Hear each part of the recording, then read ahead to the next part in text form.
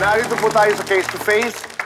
Ang nagrereklamo si Cathy. Samantala po, ang inirereklamo ay narito na po si Mike. Mike, Cathy, Ate Pia, Kuya Alan. Napakamaselan nung topic, kahit sabihin natin February at pag-ibig at mga problemang dala ng pag-ibig ang pag-uusapan. I wanna honor your barangay chairperson. Mahirap pag-usapan to and yun nga, napapayag niya kayong dalawa to get to the bottom of everything na magkaroon ng DNA test. Ate, you wanna start? Go ahead. Sige. Maliwanag naman na pareho kayong umaamin na nagtali kayo at ang sinasabi lang ni Mike, konbinsido siya na hindi yan kanya dahil nagbilang siya ng araw, no? At sabi niya 8 months. Saan ka naman daw nakarinig ng 8 months ay sa akin ka makakarinig. Merong nanganganak ng 5 months, 6 months, 7 months, 8 months, at 9 months. Pero hindi kita sinisisi kasi maraming naniniwala na ang 7 months, blue baby. Tapos yung akala nila walang 8. Hindi, may ganun. Okay, maliwanag na? Apa. Since payag ka na possible pala na manganak ng 8 months, possible din na anak mo yon. Apa. Just dun sa delayed din kasi, correct me kasi hindi ako expert dito. Hindi ibig sabihin kasi na from the day ka magtalik, Na 1 month na doon siyang yung buntis. delay. Pero tama ka na it's not a 1 month since you had sex. But hindi rin tama na imposibleng mabuntis kasi nga, it's the day na fertile siya. So more biology to. Let's accept, in life, we can debate opinion. We can debate paniniwala. But principles at saka facts, we cannot debate. So we'll talk about the moral side, we'll talk about relationship, we'll talk about legal. Let me start with relationship, no? Etong pinag-uusapan natin to, human relations. May relasyon ba siya sa anak mo o wala? Sa dugo. Diba? Anong relasyon mo sa kanya? Yung DNA test, hindi na kayo umabot sa korte. Bakit? Maganda relationship nyo sa inyong kapitan. Let me talk about the relationship of possibility sa hindi. Kasi nga, Mike, kung hindi mo anak yon, di wala kang obligasyon sa kanya. Kung imposible na maging anak mo yon, ano yung mga depensa usually sa paternity? Yung isang depensa dyan, yung nanay is physically incapable na magkaanak. Siyempre, pag napatunayan na yung lalaki din ay physically impossible na magkaanak, the other defense is yung sasabihin may multiple partners yung babae. It takes out the probability. So, iba kasi yung impossible, iba yung improbable. Yung impossible, imposible. Ibig sabihin, kahit anong kwenta mo, hindi ka tatay. Improbable means malamang hindi, pero posible. Kung 4 ang kanyang partners, any one of the 4 is possible na yun yung tatay. Pag napatunayan, Mike, na ikaw yung ama, whether you accept it or not, meron legal responsibility. Sa ating batas, meron obligation for financial support. Pag let's say 16 na yung bata o 15, tapos gusto mag-aral, tapos kilala niya yung biological father niya, Kuya Boy, siya mismo pwedeng pumunta sa korte at sabihin, ayon sa family code, may obligasyon kang pag-aralin ako, or halimbawa may sakit. So minsan yung nanay, kahit ayaw niya ni piso sa galit niya, sa pagmamahal sa anak, sasabihin ng iba, i-ano mo na pride mo, humingi ka doon. Mike, eto naman, personal na to, like many young men today and women, sometimes you feel na yung sexual relationship, yun ang main factor ng happiness. Let me just tell you from a 53-year-old happily married man, iba ang sarap ng companionship. Mike, kasi sinabi mo kanina, wala ka pang nagiging girlfriend. But even if magka-girlfriend ka, even, without the sex, let me just tell you as a kuya, masarap na meron best friend na may karelasyon. And as you get older, mas ma-appreciate mo yung actual relationship. Having said that, Mike, sinabi mo naman, tatanggapin mo naman kung anak mo yon. Isipin mo kung walang DNA ngayon. And then, pag nag-8 years old, halimbawa bata, or nag-12 years old, kamukhang-kamukha mo, carbon copy mo, magsisisi ka na for 6 years, 12 years, hindi ka naging tatay. Ayokong dumating yung time na magsisi ka. It's such a blessing na nandyan yung DNA test. Ilang taong ka na? 27 po. Ano ba para sa'yo ang responsibilidad ng isang tatay? Ang alagaan at saka supportan yung anak. At kaya mo yung gawin kahit na sabi mo, hindi mo siya mahal na parang isang girlfriend o asawa. Kaya po. Ikaw naman, Catherine, kaya mo bang tanggapin ang kanyang suportang balak niyang ibigay sa anak niya, kung anak nga niya, pero walang halong pagmamahal sa'yo? Okay. Suporta at pagmamahal lang sa bata. Opo. Kaya mo bang isang tabi ang iyong emosyon basta lang maging isang magbuting tatay siya sa anak mo? Kaya mo? Opo. Kaya ko po para sa anak mo. Cathy, kung sinasabi mo eto para sa anak mo, of course, we respect that. So, alam mo, kung 6, 7, 10 years old na yung anak mo, pumupunta sa kanya, minsan iniikot niya, and then may girlfriend na siyang iba, ayokong makita kayo pabalik dito at sabihin mong, di ba lang hindi niya kilala ama niya? Kasi in that case, lalabas nga yung sinabi ni ate kanina, na ano bang hinahabol mo para sa anak mo o sa'yo? And hindi masama na habulin mo yung sa'yo. I'm just saying, it's a legal show, so klaklaruhin namin yung legal na obligation ni Mike, which is sa anak. Pero ang katotohanan din ay harap-harapan na ito, ang sinasabi hindi, ginagamit ko lang eh. Na sana ilagay mo sa isipan mo kasi na karapat-dapat bang mahalin ang isang taong ginagamit lamang ako. Pag-isipan mo ng mabuti na kung kaya mong mahalin ang anak mo ng gano'n na pagmamahal, mahalin mo rin naman ang sarili mo. Kasi may dadating na para sa'yo.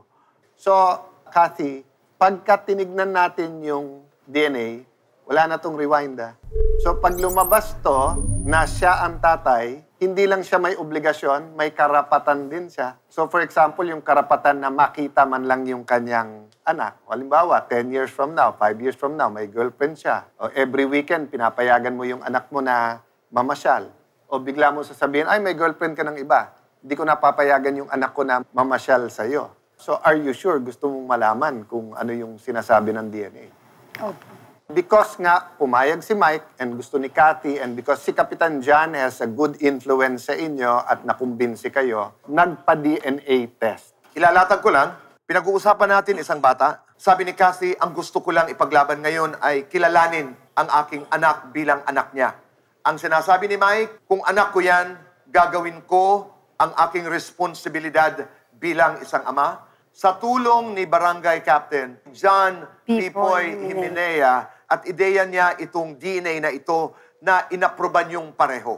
Apa. So ang ginawa ng Kaitan in Action ay tayo ang nagpa-DNA at narito na ngayon Ang result. Basta it's done scientifically acceptable to sa korte. na dito na po, ito yung sasagot sa inyong mga katanungan. At dito magsisimula ang inyong bagong buhay. Si CJ ba ay anak ni Mike kay Cathy?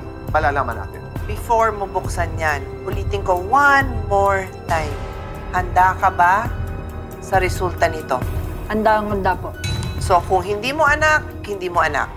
Kung anak mo, Pananagutan. At pananagutan paninindigan. mo. Before we proceed, I just want to read kay Mike at para marinig din ni Catherine, by law, dinidefine ng batas natin kung ano yung obligation ng parent. The family code is very clear. According to Article 220, ang obligation mo is to keep them in your company, kasama nyo, to support, to educate, to instruct them by right precepts and good examples. So, kailangan mabuhay ng tama. So, yung inaamin mong gawain mo na nagpupunta ka sa mga lugar na ginagamit mo babae, hindi magandang example yon. Ayusin mo yung buhay mo kasi obligasyon mo yun sa batas to live and live by a good example.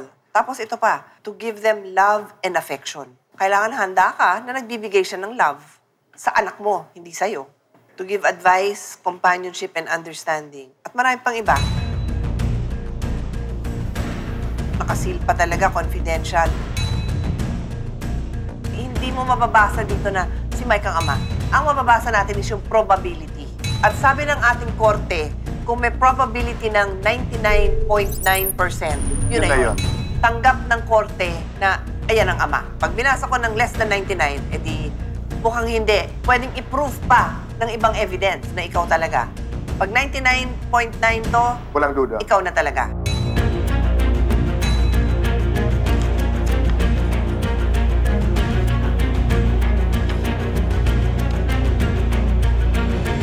Okay, nandito ang mother, name ng anak, name ng ini-issue na father. Probability of paternity.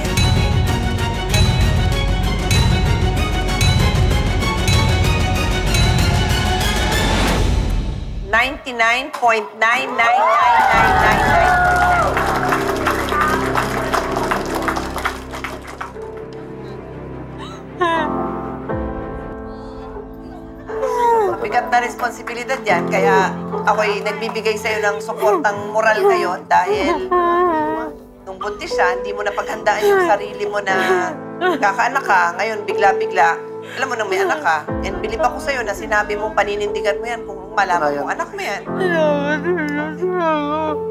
Gawa mo yun. Mali yung ginagawa niya. Iniisip niya sa akin lahat. Mali.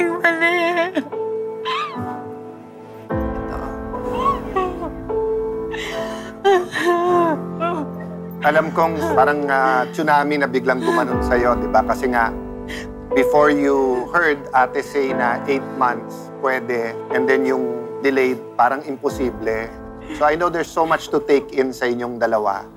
But in the end, relationships is about not hurting people. So yung akin lang hingin, now that you know that you're the father, you have to mature very fast para hindi masaktan yung anak mo. Kuya Alan, pakinggan natin siya. Ngayong alam mo nang ikaw ang tatay ng anak ni Cassie, anong nais mong sabihin? Anong sinasabi ng puso mo ngayon? Wala pa po, hindi ko pa maano eh. Hindi mo pa ma-process. Cassie, ikaw, anong nais mong sabihin, Cassie? Ngayon, nalaman niya katotohanan, hindi ako napahiya siya. Sabi mo kanina na handa ka. So, handa ka? Apo, handa. Financial support. Saan ka umuwi? Nakatira ka ba sa magulang mo? Sa Ninang at Ninong po. Tabi ng tindahan. Sa pedicab din, Hindi po. may lugar, may room. Apo. Kasi si Catherine, nakatira siya kasama ng 9-year-old na anak, 7-year-old na anak, and then ngayon 1-year-old. Sa May bahay naman po sila sa Pierre. Ayaw lang nila umuwi. Whether ayaw niya, gusto niya, pero sa ngayon, nakatira siya sa pedicab. Ang baby mo ngayon, sa pedicab siya lumalaki. Hindi sa loob ng maliit na malinis na bahay, kundi sa pedicab. Habang pinaprocess mo at naintindihan ko yon, pero yun ang isipin mo. Ano yung nais mo sa una mong kinilalang anak? Sa pedicab na lang ba lalaki yan? I'll leave you with 2 thoughts, Mike, Cathy. No? First of all, we want you to know we care. Once na-process nyo na at yung kung anong best sa baby nyo, paano kami makakatulong, basta't maging mabuti ka lang ama, lumapit kayo. Hindi to tapos dahil nabasa na. Number 2, iwanan ko sa iyo, Mike. Huwag kang gagawa or huwag kang hindi gagawa ng isang bagay magsisisi ka. Na-process mo, but you can rush home, makita, mayakap yung baby. Lalaki din yan eh. Tapos sabihin, tay, nung nalaman mo akong anak ko, anong ginawa mo? Kung hindi kayo magsasama bilang mag-asawa, kailangan matuto kayo maging co-parents. Yung bang, paano kayo magtuturingan ngayon na may anak kayong magkasama? Na ano yung respetong kaya niyong ibigay para ang nakikita ng bata hindi nag-aaway. Ang nakikita ng bata, respeto. So what I want to do for you, napakahirap ngayon maghanap ng psychologist. Pero kung available yung kilala ko or kung makahanap kami para magbigay sa inyo ng payo kung paano nyo gagawin yun. Kasi kailangan may rules kayo eh. Paano kayo magiging mabuting magulang. So yan ang gift ko sa inyo.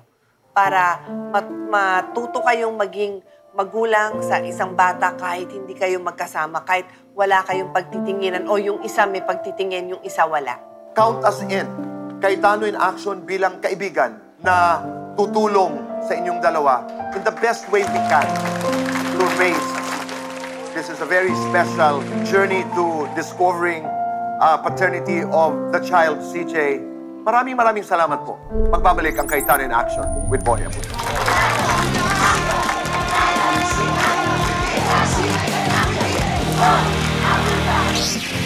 Hanggang sa kasalukuyan, hindi pa rin makapaniwala si Mike sa naging resulta ng DNA test. Pero sinusubukan na niyang unti-unting makilala ang kanyang panganay na anak kay Cathy. Naibigay na rin ng Cayetano in Action team ang mga ipinangakong grocery, gamit ng baby at school supplies para sa mga anak ni Cathy. Hello, Ate Pia, Kuya Alan at Kuya Boy Abunda. Maraming salamat po sa inyong school supplies at grocery. Napasalamat din po ako kay Ate Pia, Boy Abunda at Kuya Alan sa mga biyaya niya sa aming grocery at school supplies.